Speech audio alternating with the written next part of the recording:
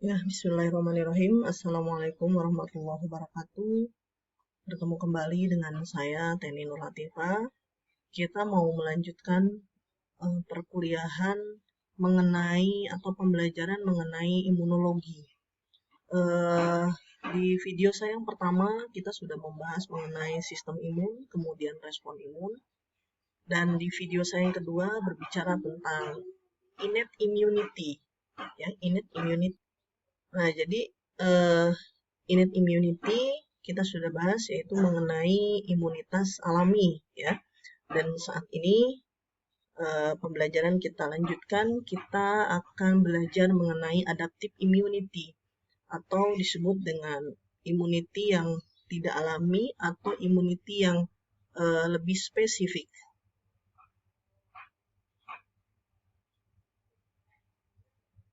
Nah, adaptive immunity itu adalah kemampuan tubuh untuk melawan agen infeksi seperti bakteri, virus, toksin, dan sel asing lainnya. Substansi yang merangsang respon imun ini disebut dengan antigen. Nah, jadi kalau melihat dari gambar, kita lihat gambar ini, ya mana? Oke, ini.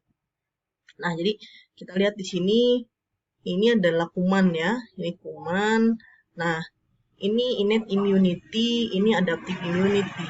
Jadi yang namanya adaptive immunity ini dia tidak akan bekerja kalau tidak dimintain tolong oleh innate immunity.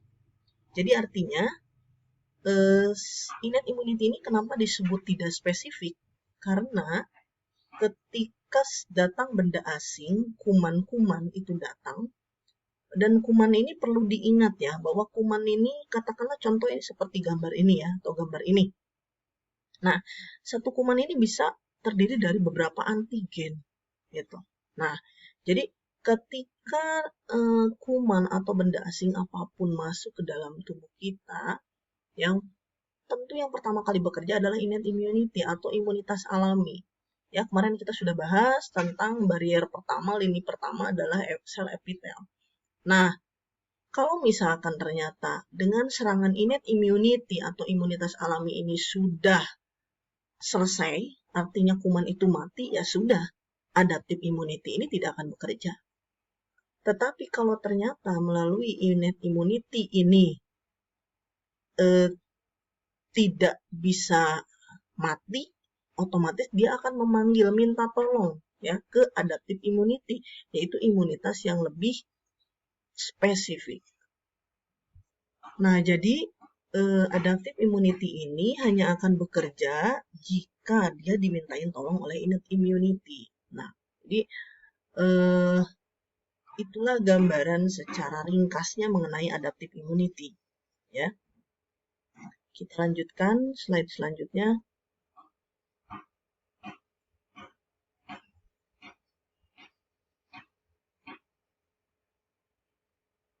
Nah, perbedaan dari innate immunity dengan adaptive, maksudnya perbedaan adaptive immunity dari innate immunity. Ya. Jadi yang pertama adalah spesifisitasnya.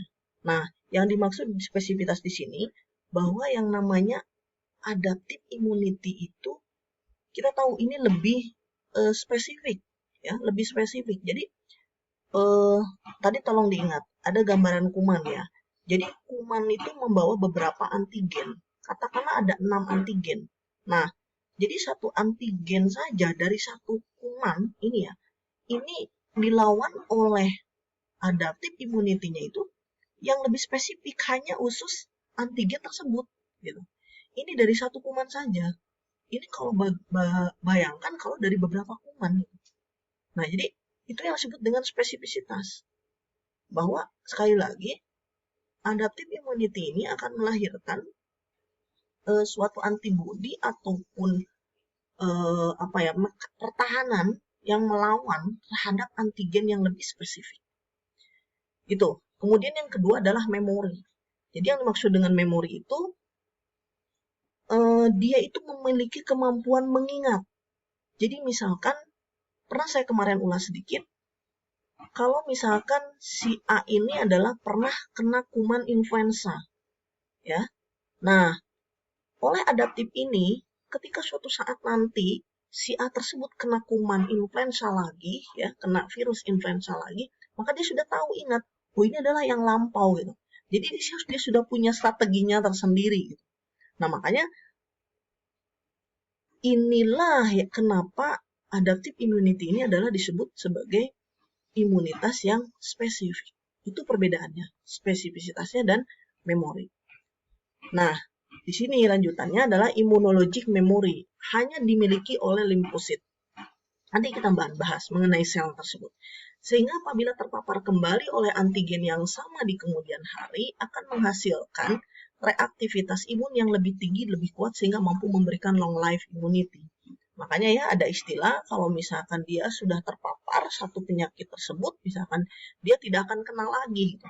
Nah, itu ada kemampuan sel memori yang diaktifkan oleh adaptive immunity gitu. Ya, jadi dia membangun sebuah imunitas tubuh, memori, immunologic memory. Jadi ketika nanti dia terpapar oleh virus tersebut, dia sudah punya mekanisme pertahanan tubuh gitu. Jadi tidak akan mempan. Itu disebut dengan long life immunity ya. Jadi imunitas sepanjang hidup. Nah, adaptive immunity ini melibatkan limfosit, yaitu sel B dan sel T. Nah, yang berkembang dari organ limpatik utama dari pluripotent stem cell yang berasal dari sumsum tulang belakang. Sel B berkembang dan matur di sumsum tulang belakang, sedangkan sel T berkembang dari T di sumsum tulang belakang lalu berpindah dan matang di timus. Sel B dan sel T dinamai berdasarkan tempatnya mengalami matur. Oke, saya gambarkan ini. Ya, ini memang gambar ini memang tidak menggambarkan apa yang baru saya jelaskan semuanya ya, tapi setidaknya bisa mewakili. Nah, jadi nenek moyangnya sel ini ya, itu adalah stem cell. Stem cell yang ada di bone marrow, di sumsum tulang belakang. Nah, stem cell ini ada dua di stem cell itu, ada myeloid, ada limfoid. Nah, kalau myeloid, ya, myeloid ini mohon diingat karena saya tidak menampilkan gambarnya. Kalau myeloid ini adalah yang menghasilkan namanya monosit. Kemudian ada neutropil. Ya, kalau monosit yang berinti sel satu, ya. Kemudian ada neutropil yang berinti sel banyak, ada eosinofil, ada basofil. Nah, jadi kalau masih di limfoid ya, itu namanya monosit. Tapi kalau sudah masuk ke darah ya, ke jaringan itu kan namanya jadi makrofag ya. Nah, kemudian selain tadi myeloid ya, ada limfoid. Nah, limfoid inilah yang melahirkan limfosit dan NK sel. Nih perlu diingat ya. Nah, jadi cikal bakalnya tuh seperti itu. Nah, limfosit ini ada dua, ada limfosit B, ada limfosit T. Nah, limfosit B ya, kemudian ini mereka itu berkembang ya, masuk ke limfonodi ya. Kemudian mereka itu matur ya, bertambah dewasa, sekolah gitu ya. Nah, kalau limfosit B ini berkembangnya maturnya itu di bone marrow, masih di bone marrow, di sumsum tulang. Sedangkan limfosit T, ada satu limfosit yang di timus, makanya namanya adalah limfosit B. B itu bone marrow, limfosit T itu adalah timus. Nah, seperti itu perkembangannya. Nah, di dalam adaptive immunity ya, di dalam adaptive immunity yang bekerja itu adalah limfosit B dan limfosit T gitu. Kalau kemarin di dalam innate immunity kan yang bekerja adalah fagosit ya, sel fagosit yaitu makrofag ya, kemudian atau dendritic cell ya, itu neutropil gitu. Nah, kalau di dalam adaptive immunity yang bekerja adalah limfosit, yaitu limfosit B dan limfosit T. Nah, ini sudah. Kemudian agen utamanya adalah limfosit dan antibodi. Nanti kita akan bahas. Nah, adaptive immunity mampu mengenali dan mengeliminasi mikroorganisme atau molekul asing secara spesifik. Tadi sudah kita bahas, ya. Ini nanti kita lewat dulu. Nah, adaptive immunity ini ada dua. Ada mana ya? Nah ini ya. Ada yang dimediasi oleh sel dan ada yang dimediasi oleh antibodi. Jadi ketika kuman masuk ya, dilawan oleh inet, kemudian inet tidak sanggup memanggil adaptif, ada bagian namanya APC. APC itu adalah antigen presenting cell ya. Dia tugasnya adalah mempresentasikan antigen kepada makrofag atau dendritic cell yang ada di inet. Jadi dia maksudnya adalah dia itu memanggil pertolongan gitu ya. Nah ini antigennya loh yang harus dilawan gitu. Nah sehingga adaptive immunity ini terbagi dua. Ada cell mediated immunity atau disebut dengan imunitas seluler, atau ada lagi yang disebut dengan antibody mediated immunity atau yang disebut dengan humoral immunity ya. Nah, kita coba kita bahas yang humoral aja dulu ya. Nah, jadi humoral ini kenapa disebut humoral? Karena antibodi ini berikatan dengan cairan tubuh. Jadi sebelum kita berbicara yang seluler ya, kita bicara dulu yang humoral. Jadi humoral itu adalah kuman-kuman bakteri yang hanya sampai ekstraseluler. Ya, yang hanya sampai ekstraseluler. Dia tidak menginfektif sel. Jadi dia hanya sampai ekstraseluler. Nah, cara bekerjanya seperti apa? Nah, cara bekerjanya saya perlihatkan gambar ini. Nah, ini yang paling atas ini adalah gambaran dari humoral immunity. Ya, biasanya kalau istilahnya di textbook gitu ya, adaptif humoral gitu, adaptif humoral. Nah, jadi tadi ya, ketika inet tidak sanggup, kemudian ada namanya sel APC. Sel APC ini adalah antigen presenting cell yang dia memanggil makrofag atau dendritic cell ya untuk bisa mengaktifasi adaptive immunity. Nah, yang bekerja di sini di humoral itu adalah limfosit B. Ya, limfosit B. Nah, limfosit B ini kemudian dia berkembang ya menjadi sel plasma yang kemudian memproduksi antibodi. Ya. Jadi yang bekerja di dalam humoral adaptive immunity ini adalah antibodi. Produknya itu dialah yang akan melawan antigen tersebut yang diproduksi oleh sel plasma oleh limfosit B. Seperti itu. Ya. Nah, antibodinya tadi udah kita bahas ya, dia sangat spesifik terhadap satu macam antigen saja. Nah, singkatnya seperti itu, ya. Singkatnya seperti itu. Nah, sekarang kita bicara yang cell mediated immunity. Cell mediated immunity. Cell mediated immunity ini adalah ketika kuman, biasanya itu adalah contohnya adalah virus ya. Karena virus itu kecil dan gesit sifatnya. Dia itu bisa menginfeksi sel gitu. Nah, maka yang bekerja ini bukan humoral lagi, tetapi sel. Makanya disebutnya adalah cellular immunity. Biasanya disebut dengan adaptif seluler. Ya. Nah, kita kembali lagi ke gambar ini. Nah, ini ya. Nah, ini adalah yang bekerja di dalam cell mediated atau cellular adaptive immunity.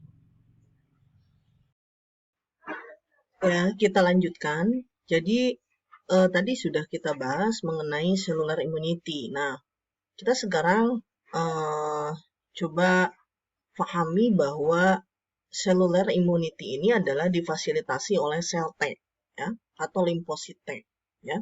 Nah, sel T ini ya ketika dia masih di timus ya, ketika dia belum keluar, ketika dia masih sekolah katakanlah ya, dia itu memiliki suatu penanda ya, penanda protein, yaitu cluster differentiation. Ada CD4, ada CD8. Nah, jadi setiap sel T, setiap sel T itu diberi penanda cluster differentiation. Ada CD4, ada CD8. Itu ketika dia masih sekolah, ketika dia masih di timus. Tetapi ketika dia keluar, dia harus memilih. Kamu mau jadi CD4 atau kamu mau jadi CD8. Nah, ketika dia jadi CD8, katakanlah itu disebut dengan sel T helper atau sering disingkat istilah TH. Sedangkan kalau CD8 itu disebut dengan sel T sitotoksi atau sering disingkat TC. Ya. Nah, seperti itu. Nah, jadi ini ya. Sel T helper, sel T itu ada dua, ada sel T helper, ada sel T sitotoksi, dibedakan berdasarkan keberadaan glikoprotein CD4 dan CD8 pada permukaan membrannya. Jadi CD4 berfungsi sebagai TH dan CD8 berfungsi sebagai TC. Nah, ya. Oke. Nah, ini ya. Nah, jadi saya ulas kembali ya. Jadi kita kembali lagi. Jadi kalau misalkan adaptive immunity itu adalah diperantarai adaptive immunity humoral, maksudnya itu diperantarai oleh apa tadi produknya? Antibody. Nah, antibody ini penandanya apa? Yaitu imunoglobulin. Ya, penandanya. Nah, kita sering dengar kan istilah imunoglobulin. Nah, imunoglobulin ini ada imunoglobulin M, G, A, E, dan D. Ya, sedangkan yang seluler adaptive immunity itu tadi ya, ada oleh sel CD4 yaitu TH, ada CD8 atau sel sitotoksik. Nah, coba kita lihat lagi gambar ini. Nah, kalau tadi ini yang melawannya adalah antibody ya, ketika APC gitu ya. Ketika APC minta tolong ya, tadi proses sudah kita bahas, ini limfosit B sampai lahirlah produknya itu adalah antibody. Ini adalah melawan antigen. Nah, sedangkan yang seluler, jadi katakanlah si kuman itu, si virus itu adalah menginfected sel, maka yang bekerja itu adalah apa tadi? Sel T. Ya, sel T.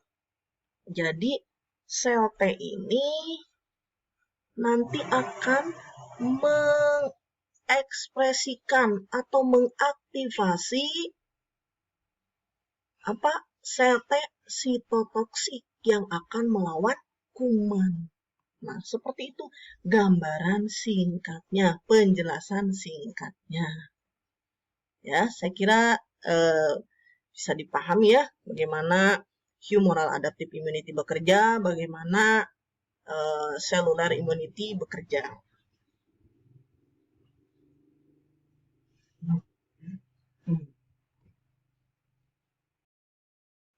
Nah, kita lanjutkan. Ini mengenai fase respon imun, ya.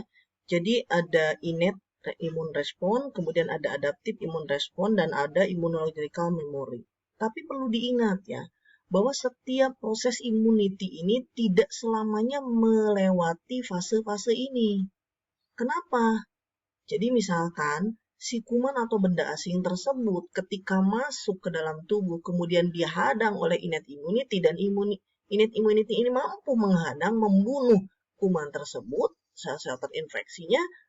Nah, maka adaptive immune response ini tidak akan bekerja. Ya kan? Ya, seperti itu karena adaptive immune response ini hanya akan bekerja jika diaktifkan oleh innate immune response ini, innate immunity. Artinya adaptive immunity ini hanya akan bekerja jika dimintain tolong oleh ini. Nah, tetapi ini adalah saya kenapa tetap memberikan gambar fase respon imun ini adalah untuk memperlihatkan seberapa lama sih kalau terjadi proses infeksi itu. Ya, jadi mulai dari innate immune response kita sudah bahas proses inflamasi, kemudian komplement ya, bagaimana merusak patogen gitu kan, itu selama berapa lama ya. Kemudian adaptif imun respon juga di sini berapa lama, kemudian sampai terbentuknya immunological memory itu adalah sekitar beberapa minggu gitu ya. Dan ini bisa melindungi, can be lifelong, dia bisa melindungi selama seumur hidup ya. Seperti itu. Nah, kita lanjutkan di sini ada clonal selection. Clonal selection ini merupakan proses di mana limfosit berproliferasi dan berdiferensiasi menjadi sel yang lebih terspesialisasi menghasilkan sel efektor dan sel memori. Nah, itu adalah clone selection. Jadi kalau misalkan lihat gambar, mungkin masih ingat ya gambar yang pertama tadi, bahwa yang namanya limfosit B, limfosit T ini yang pertama kali bekerja mengenali ya ke antigen yang pertama kali dipresentasikan oleh APC itu adalah naib, sel naib ya. Baru setelah itu mereka berproliferasi kemudian berdiferensiasi. Nah, jadi itulah yang disebut dengan sel efektor. Jadi yang langsung berhubungan dengan antigen itu adalah sel efektor. Dan jika sel efektor ini sudah membunuh, maka dia akan mati, ya, apoptosis. Nah, tetapi ada yang menjadi sel memori. Nah, memori sel ini sudah kita bahas ya, bahwa dia tidak akan bekerja saat itu, tapi dia akan bekerja suatu saat nanti jika terjadi serangan berulang. Ya, ini sel memori. Ya. Jadi sel memori ini akan merespon antigen dengan cara berproliferasi dan berdiferensiasi yang jauh lebih banyak sehingga mampu menghasilkan respon imun lebih cepat dan lebih kuat, di mana antigen dapat dihancurkan sebelum tanda dan gejala penyakitnya muncul. Ya, jadi dia memberikan long life immunity. Nah, ini saya kira tadi sudah kita bahas ya. Ini yang disebut dengan APC tadi ya. Jadi APC itu adalah bisa makrofag atau dendritic cell ya. Ini dari innate immunity ya. Dia yang akan mengaktifkan adaptive immunity. Nah, ini gambarannya ya. Jadi yang namanya adaptif itu ada humoral. Jadi dia itu yang melawan kuman-kuman atau benda asing yang di ekstraseluler ya, dengan produknya adalah antibody, yaitu melalui sel B. Sedangkan cellular respon ya atau seluler adaptive immunity itu adalah melawan kuman-kuman yang menginfected cell ya. Jadi biasanya virus dia yang berbahaya ya, virus yang gesit gitu, yang kecil ya tapi gesit mampu masuk bisa menginfected cell ya. Dan ini tadi melalui melalui sel T ya. Sel T-nya itu adalah cytotoxic ya, TC, yaitu ini yang akan membunuh kuman ya. Ini sama. Oke. Sudah selesai ya. Jadi mungkin dari saya bahwa ketika kita mempelajari imunologi, sebetulnya kita sedang mempelajari imunologi secara keseluruhan.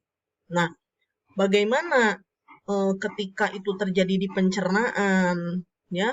Bagaimana ketika serangannya masuk di dalam sistem reproduksi? Sebetulnya sistemnya sama seperti itu.